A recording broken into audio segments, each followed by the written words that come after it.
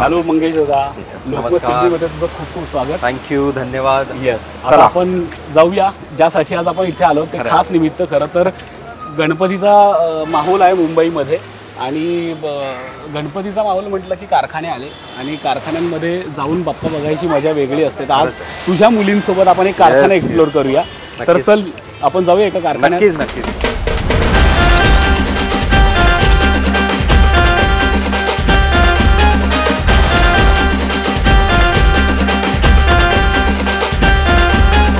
खूप छान वाटतं. दरवर्षी हा जो काळ असतो मुंबईकरांसाठी, आपण मुंबईत वर्षभर गर्दी बघतो, पण ही जी गर्दी आहे ती आनंद देणारी असते. त्यामुळे आज इकडे आलोय कारखान्यात. खरंच खूप आठवणी आहेत. खूपदा शूटच्या निमित्ताने, गणपती घेण्याच्या निमित्ताने येणं होतं आणि आज धन्यवाद निलेश, त्या निमित्ताने तुम्हा सर्वांच्या निमित्ताने आलोय आणि खास मुलींना आज पहिल्यांदा कारखान्यात घेऊन आलोय. त्यामुळे मीरा स्वरा खुश होणार आहेत. आणि मला तेच खरं तर जास्त अप्रूप आहे की आपण तर कामानिमित्त वगैरे अनेक कारखान्यांमध्ये जात असतो, पण या दोघींनी आज कारखाना एक्सप्लोर करणं खूप जास्त मजेदार असणार आहे. खरंच खरंच. या वेलकम. धन्यवाद. या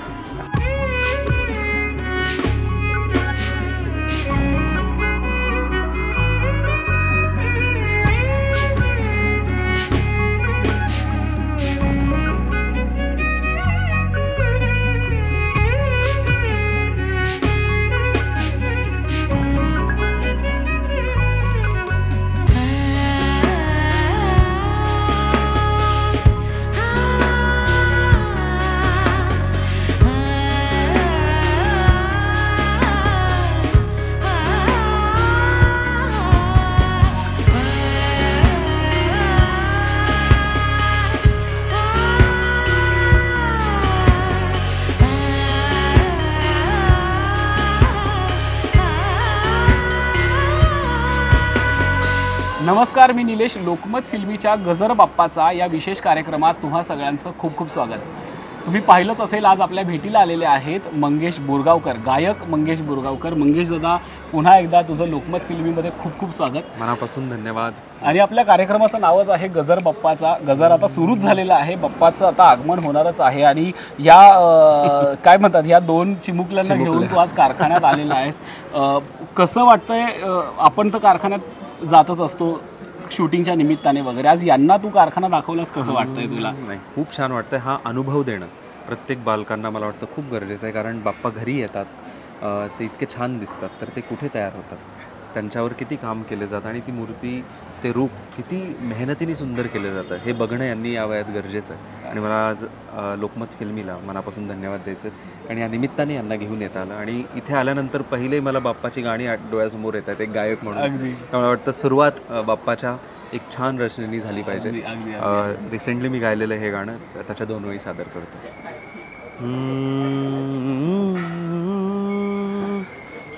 तू जगाचा सारथी, तू जगाची देवता, तू एकदंता वक्रतुंडा, तू गणेशा मोरया, तुझ्या चरणी सूर्यकोटी, तू नभाचा चंद्रमा, बुद्धिदाता मोरया, तू ज्ञानियांचा वारसा, तुझ्या चरणी लीन सारे, मोरया रे मोरया,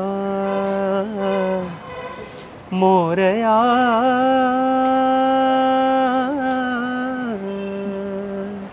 मोरया, मोरया. क्या बात आहे, क्या बात आहे. आजूबाजूला इतक्या सुंदर सुंदर गणेश मूर्ती आहेत, त्याच्यात तुझा इतका सुंदर स्वर कानावरती पडलाय आणि खऱ्या अर्थानं माहोल झालाय, खऱ्या अर्थानं भारावून जायला झालंय.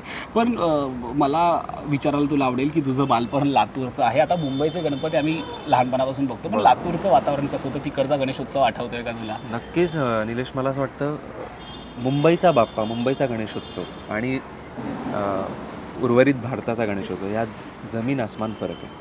आणि मुंबईमध्ये जे काही मुंबईच एक वेगळं रूप घ्यायला लागते, जुलै यायला लागतो आणि बाप्पांची चाहूल लागायला लागते, ती कल्पना मला लातूरच्या बाप्पाशी खरंच म्हणजे माझ्या बालपणातले जे माहोल होता तो त्याच्यात करवतच नाही, कारण तिकडे खूप साधेपणाने छोटे बाप्पा आणि त्याला एक पर्सनल टच असतो.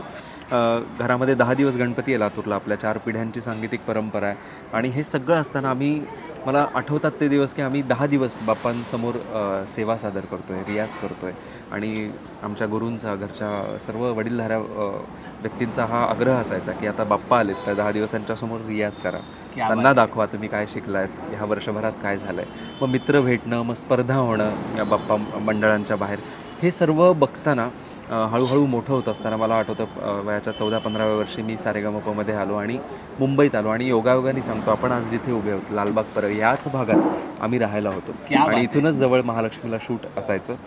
तर त्या काळात आम्ही गणपती उत्सव आणि त्याची जी भव्यता आहे मला आजही आठवतं. मी जेव्हा पहिल्यांदा हे कारखाने बघितले तेव्हा जो भारावून गेलो होतो, आजही विश्वास बसत नाही की हे असं सगळं घडतं, इतकं मोठं आणि बाप्पा इतके मोठे आणि लालबागच्या राजाच्या बाजूलाच आम्ही राहायला होतो.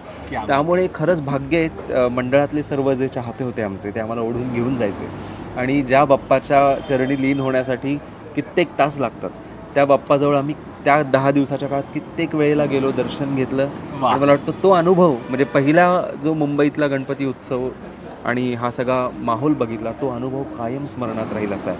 त्यामुळे नक्कीच मी एवढंच म्हणेन, हा मुंबईतला उत्सव हा अवर्णनीय आहे. म्हणजे आपण त्याला शब्दात व्यक्तच करू शकत नाही. तुम्ही खरंच भाग्यवान आहात की मुंबईकरांनी जन्मापासून हे बघितलं आहे. पण 2007 पासून मी मुंबईकर झालो आणि मला आज खरंच मनापासून आनंद होतो दादरला राहत असल्यामुळे. हे सर्व रूप, हे सर्व माहोल गेली 15-17 वर्ष मी बघत आलो, याचा आनंद घेत आलो आणि आज त्या निमित्ताने परत एकदा इकडे येता येतं आहे याचा खूप आनंद. अगदी. आपल्यासोबत मीरा आणि स्वरा आहेत. स्वरा इकडे ये. स्वरा, काय वाटतं मीरा तुला? कसं वाटलं बाप्पाच्या कारखान्यात येऊन? छान वाटलं. काय आवडले बाप्पा? हो घरी असतो गणपती बाप्पा? हो असतो. आवडतो तुम्हाला? वाट बघता गणपतीची? हो. आणि तुम्ही आरती कशी करता? स्वरा, तू आरती कशी करतेस ताट घेऊन? ही मागच्या वर्षी हिने खूप आरत्या केल्यात. दिवसभर एक ताट घ्यायचं आणि बाप्पासमोर सुख करता दुःख करता. क्या बात आहे. लहान मुलांना त्याची खूप आवड असते. आरती येते तुला? आरती पण येते आणि त्यांचं एक छान गाणं आहे मला असं वाटतं. त्यांची सुरुवात आपण त्यांचे जे एक श्लोक आहे त्याच्याने करूयात. आपण श्लोक म्हणूया एक. गणपती तुझे. येस. हां, दोघी हात जोडून म्हणा. चला हात जोडूया आपण. गणपती तुझे नाव चांगले आवडे बहु चित्त रंगले प्रार्थना तुझी गौरी नंदना दे दयानी दे बुद्धी उत्तमा. Very good. गणपती बाप्पा मोरया. किती मस्त, किती मस्त. पण मोदक खायला आवडतं तुम्हाला? कोण जास्त मोदक खातं दोघींपैकी? तूच खातेस? तू खातेस का? तू जास्त खातेस की ताई? तू जास्त. आणि मग बाप्पा घरी येणार म्हटल्यावरती काय काय करता तुम्ही दोघी जणी? आम्ही ना तयारी करून ठेवत असतो. अजून ना स्वरा ना ज्या दिवशी गणपती आणला होता ना, स्वराने सगळीकडे फूल ठेवले होते. तर स्वराने ना सुख करता दुःख करता टेबलवरच बसून आरती केली. क्या बात आहे, क्या बात आहे.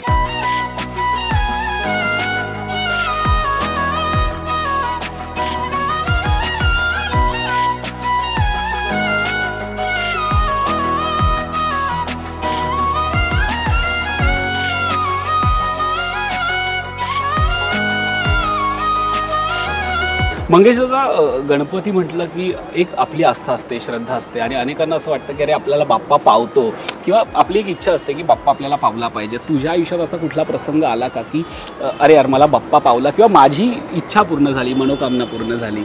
घरी वारकरी संप्रदायाचा वारसा आहे, संगीताचा वारसा आहे, त्यामुळे बाप्पाचरणी काहीतरी गावं, एक आपलंच गाणं असावं, आपण ज्या रचना केल्यात त्या गाव्यात, ह्या खूप या इच्छा खूप सदैव येत राहायच्या. आणि मला आठवते 2014-15ला एक छान काहीतरी बाप्पासाठी करू शकू का अशी खूप आमची इच्छा होती, पण घडत नव्हतं काही. पण योगायोग सांगतो कुठेतरी मनात असा भाव आला की बाप्पा काहीतरी गायचं आहे तुमच्यासाठी, काहीतरी छान माझ्याकडून एक कलाकृती निर्माण करायची. आणि योग असे येतात की निलेश मोहरीर आपल्या सगळ्यांचे लाडके संगीतकार, तर ते आणि आम्ही गप्पा मारत एक दिवस बसलो होतो आणि कुठेतरी बाप्पाचा विषय जस्ट आमचा निघाला की आता गणेशोत्सव येतो आहे. आणि तेव्हाच निलेशनी सहज रित्या मला सांगितलं, आपण एक तुझ्या आवाजात बाप्पाचं गाणं करूयात. आणि मला असं जाणवलं की ही काहीतरी शक्ती आहे मागे, बाप्पांकडून हे निलेशकडे आलं आहे. आणि निलेशनी इतकं सहज सांगितलं मला की आपण एक गाणं करूयात या गणेशोत्सवासाठी. म्हटलं आता वेळ कमी आहे आणि कसं होईल, नाही काय आपण 2 दिवसात करूयात, फास्ट करूयात, आपण लिहायला सांगूयात. आणि गाणं लिहायचं कोणाकडून, तर आपल्या सगळ्यांची लाडकी अभिनेत्री मैत्रीण, आमची एकदम जवळची मैत्रीण स्पृहा जोशी. क्या बात आहे. स्पृहानी हे गाणं ब्रज भाषेत लिहिलं. स्पृहाकडे कुठेतरी लिहून ठेवण्यात आलं होतं हे गाणं. आणि स्पृहानी जेव्हा सांगितलं की हो माझ्याकडे एक बाप्पाचं गाणं आहे, आणि लिटरली मला असं वाटतं स्पृहाचे शब्द, माझा आवाज आणि निलेशचं उत्तम संगीत, आम्ही 3 तासात गाणं रेडी करून बाहेर पडलो. आणि पुढे ते गाणं सिद्धिविनायकाच्या चरणी, आपल्या बाप्पाच्या चरणी आम्ही लॉन्च सोहळा मोठा केला. आणि मला वाटतं युनिव्हर्सल म्युझिकने त्या गाण्याला इतकं मोठं केलं. आज कित्येक रसिक त्या गाण्यावर प्रेम करतात. मला असं वाटतं या निमित्ताने त्या गाण्याची आठवण म्हणून 2 शब्द गातो, कारण राहवत नाही आहे इतकं माहोल सुंदर. अगदी शब्द ब्रज भाषेत आहेत. तर नक्की आपल्या बाप्पासाठी 2 ओळी सादर करतो.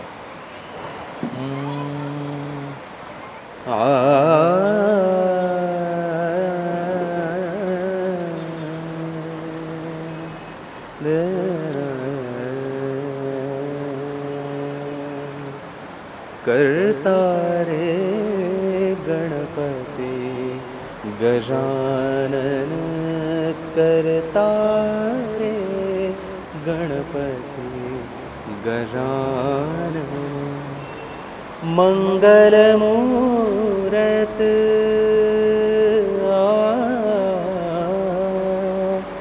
मंगलमूरत मंगलमूरत, दरस दया घन, करता रे गणपती गजानन, करता रे गणपती गजानन. क्या बात आहे मंगेश दादा. म्हणजे खरंच म्हणजे गाण्यात तर ताकद आहेच, पण आपण गणपतीच्या कारखान्यात असल्या कारणानं ते गाणं आणि ते सगळं इतकं रिलेट होतं की ते भाव इतके बाप्पा आहेत इथे. मला वाटतं म्हणजे असं ही ऊर्जा आहे सगळी. असं वाटतं की तुझं गाणं आणि बाप्पाच्या डोळ्यात बघावं आणि तो एक काहीतरी अनुभूती यावी, असं सगळं वातावरण आहे. पण घरात तुझ्या गणपती असतो, तू म्हणाला की आमच्याकडे 4 पिढ्यांचा गणपती. घरातला गणपती कसा असतो, त्याची तयारी कशी करतात? नक्कीच. आम्ही लहानपण आठवत आहे की मी, माझे भाऊ, आम्ही सर्वजण मिळून, मोठे वडील आहेत, काका आहेत, हे सर्वजण मिळून सकाळी ज्या दिवशी स्थापना असते, आणि तिथे असं नाही आहे की आज आपण बघतो की गणपती बुकिंग असतं आणि आपण पहिलेच आपली मूर्ती ठरवतो. मला लहानपणी ह्या गोष्टी आठवत नाहीत. तिथे त्या दिवशी सकाळी निघणं आणि शहरातले जे आवडते आपले दुकानदार आहेत, ज्यांच्याकडे आपण कित्येक वर्ष गणपती घेतो, त्यांच्याकडे जाणं आणि तिथे आपल्याला जे आवडतील, आम्हाला ते एक स्वातंत्र्य असायचं की चला तुम्हाला जे आवडतील बाप्पा आपण तो घेऊयात. आणि लहानपण खरंच मला असं वाटतं इतकं साधेपणा होता, काहीही कळत नव्हतं. आपण मनापासून म्हणतोय नाही आम्हाला हा बाप्पा घरी घेऊन जायचा आहे. आणि मला वाटतं मी, माझे भाऊ, आम्ही सर्वजण मिळून, भाऊ बहिणी सगळे एकत्र जाऊन बाप्पाचा जयघोष करत छान पाटावर गणपती घ्यायचो. आणि तेव्हा मला वाटतं ही साईज म्हणजे खूप मोठी असायची. आज या ज्या बाप्पांच्या साईज आहेत ह्या नॉर्मल वाटतात आपल्याला, पण आत्ता 10 ते 15 वर्षापूर्वी ही साईज म्हणजे खूप सफिशियंट, घरात बाप्पा बसतील तेवढे होते. आता मला वाटतं सर्वच जगातही आपण सोशल मीडिया म्हणा ह्या सर्व गोष्टी आल्यात, त्यामुळे बाप्पाचं रूपही बदललं आहे. तर एक साधेपणा कुठेतरी मला जाणवतो आठवणींमध्ये. आणि बाप्पाला घरी घेऊन येणं, आणि जसं मी म्हणालो की घरात संगीत असल्यामुळे सांगीतिक वाद्यांसोबत बाप्पाची पूजा आणि एकत्र जयघोष, ह्या सर्व गोष्टी, प्रसादाबद्दलची उत्सुकता, मोदक, तू आता मीराला विचारत होतास, मलाच आठवलं की अरे वा, आम्ही किती उत्सुक असायचो. ते मोदक येत आहेत, ते कधी बाप्पाला दाखवले जातात आणि आपल्याला खायला मिळतात, याबद्दलचं जे एक उत्सुकता, त्याबद्दलची एक ओढ असायची.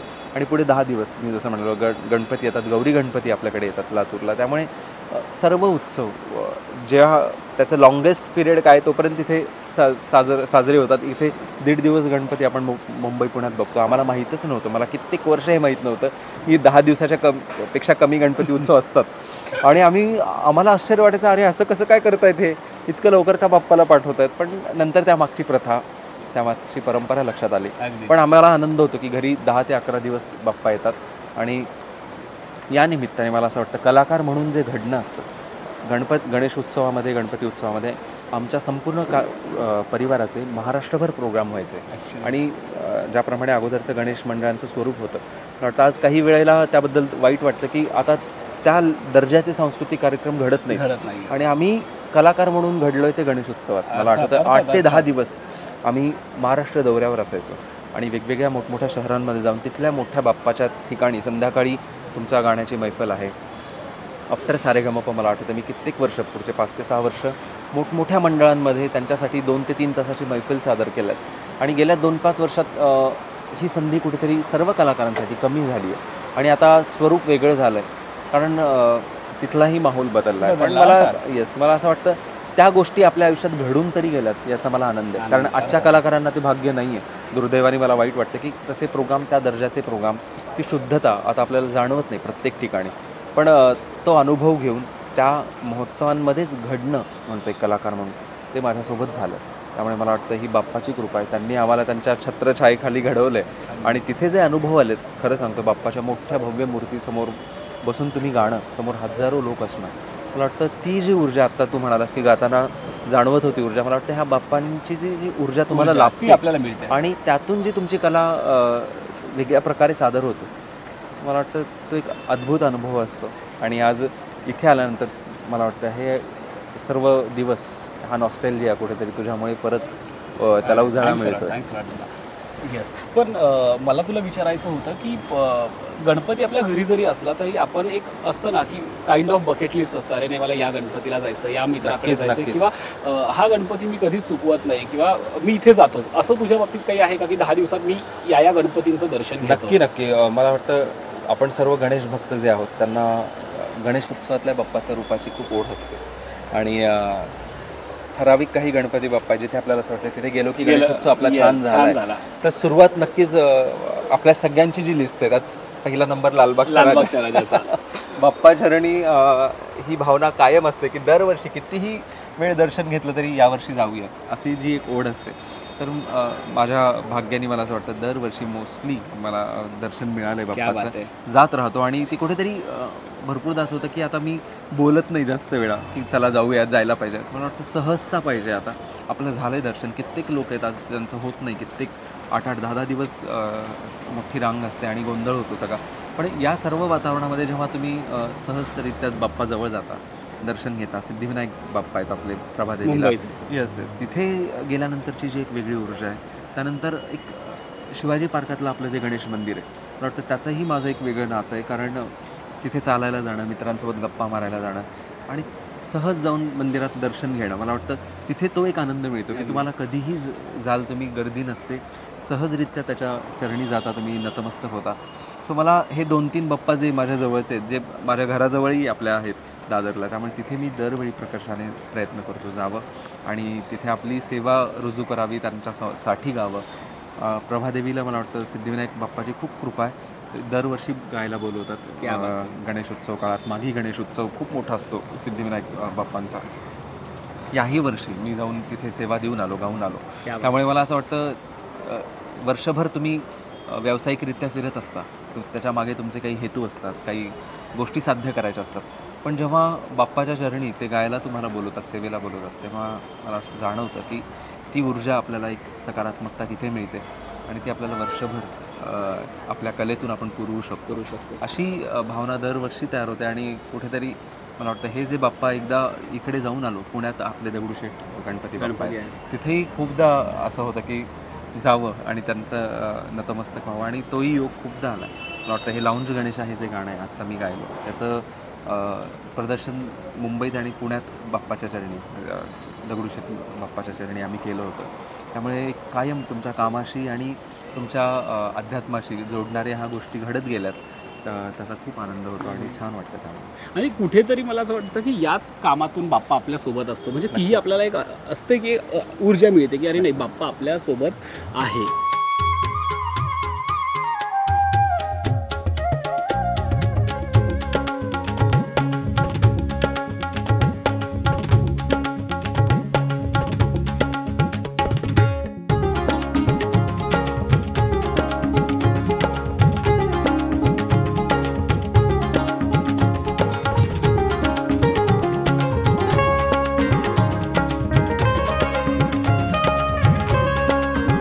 मंगेश दादा, आपण बाप्पाविषयी खूप बोललो, तुला आलेली अनुभूती, तुला आलेली प्रचिती याविषयी आपण बोललो, पण प्रत्येकासाठी बाप्पा म्हणजे काहीतरी वेगळं असतं किंवा त्याचं आपल्या मनात एक स्थान असतं. तर तुझ्यासाठी बाप्पा म्हणजे काय, थोडक्यात काय सांगशील? मला वाटतं ज्याप्रमाणे मी म्हणालो की कुठल्याही दैवताशी जेव्हा तुम्ही तुमचं नातं मित्रासारखं होतं, ती जवळीक येते. मला वाटतं तिथे तुमच्या आणि त्यांच्यामध्ये कुठलं अंतर राहत नाही. त्यामुळे बाप्पा हे आपल्या सर्वांचे आहेत, आपल्या सर्वांवर त्यांची कृपा आहे. हे असतानाच कुठेतरी एक मला सदैव त्यांची मित्र, सखा, बंधू म्हणतो ना, त्या प्रकारचे मायबाप माऊली आहेतच आपले, पंढरपूरला माऊली आहेत आपले, आणि हे सखा मित्र बंधू म्हणू शकतो आपण, की जे आपल्याला सदैव पुढचा मार्ग दाखवत असतात. त्यामुळे गणपती बाप्पाला मला आठवतं कधीही काहीही डोक्यात आपल्या नैराश्य असेल, काही भावना अशा असतील की तिथे आपल्याला आता काय करावं कळत नाही. मला आठवतं जेव्हा तुम्ही अथर्व शीर्ष म्हणता, प्रणम्य शीर्षादेव म्हणता, ह्या गोष्टी म्हटल्यानंतर कुठेतरी लगेच सकारात्मकता येते. तर मला वाटतं ही सकारात्मकता कोण आणतं, तर आपले सखा, बंधू, मित्र सगळे बाप्पा आहेत. आणि मला वाटतं सदैव त्यांची कृपा, त्यांचं प्रेम आपल्या सगळ्यांवर राहतं. मला वाटतं आपल्याला चांगली बुद्धी लाभो. सगळ्यात महत्त्वाचं मला वाटतं सध्या जे काही चालू आहे आपल्या आजूबाजूला, आपण सर्वच कारणावर, म्हणजे कलाकार म्हणून आपण फक्त कलेबद्दल बोलत असतो, पण मला वाटतं त्या व्यतिरिक्त आपण नागरिक आहोत, सामान्य माणसं आहोत. मला वाटतं अशा वेळेला जे रोजच्या अनुभवातून आपण बघतोय सध्या की आपल्या सगळ्यांना खरंच बुद्धीची, चांगल्या शिस्तीची, एक कुठेतरी संयमाची गरज आहे. आणि समाज म्हणून ही बुद्धी बाप्पा आपल्या सर्वांना देव, ही मला या चरणी, मला असं वाटतं बाप्पाच्या चरणी यावर्षी प्रार्थना करायची आहे. आम्हाला आमच्यासाठी काहीच नको, मला ह्या संपूर्ण समाजाला उत्तम घडवा, त्यांना चांगली बुद्धी द्या. आणि हे जे बालक आहेत पुढच्या पिढीचे, यांच्याकडून चांगल्या गोष्टी घडो, या सर्वच बालकांकडून, ही माझी मनापासूनची इच्छा आहे. क्या बात आहे, क्या बात आहे मंगेशदा. मीरा, तू कसं वाटतंय तुला? छान वाटतंय? छान वाटतंय. पण आता बघ, बाबांनी आमच्यासाठी गाणं गायलं बाप्पाचं, पण तू गाणार एक बाप्पाचं गाणं? कुठलं गाणं? तुला यावर्षी बाप्पाकडून काय पाहिजे मला ते सांग. आम्हाला काय पाहिजे, काय पाहिजे, काय पाहिजे बाप्पा? पाहिजे का काही पाहिजे का तुला? सांग ना. बाप्पाला सांग. इथे एवढे बाप्पा आहेत ना, ते ऐकत असतात, ते लगेच तुला असा आशीर्वाद देतील. हा, तुला हे मिळणार. सांग बाप्पा, तुला काय पाहिजे, काय हवंय बाप्पा सांग. एका कॅमेऱ्यात बघून सांग, बाप्पा मला हे हवं आहे यावर. मिळणार बघ तुला. तू बाप्पाला सांगितलं की तुला मिळणार. काय हवंय तुला? मला शूज पाहिजे. नाही, नाही मिळणार. तुला शूज बाप्पा रागवतील. शूज तुझ्याकडे आजार पडलेत. तू सांग, बाप्पा मला छान अभ्यास करायचा आहे आणि मला छान गायचं आहे, मला आशीर्वाद द्या, असं सांग. ओके, हात जोडून सांग तिकडे कॅमेऱ्यात बघून. बाप्पा मला अभ्यास करायचा आणि आशीर्वाद पाहिजे. पण मला असं वाटतं की आता तुझं पण एक गाणं झालं पाहिजे. एक सुंदर गाणं गायशील आमच्यासाठी? आणि तुझ्या बहिणीला बोलूयात का छोट्या? कुठे बोलूया, स्वराला बोलूया. गणपती आणला, आमच्या पप्पाने गणपती आणला. शंकर आणि पार्वती मांडीवर बसलाय गणपती. शंकर आणि पार्वती मांडीवर बसलाय गणपती. टुकमुकू बघतोय चांगला, आमच्या पप्पाने गणपती आणला. आमच्या पप्पाने गणपती आणला. गणपती बाप्पा.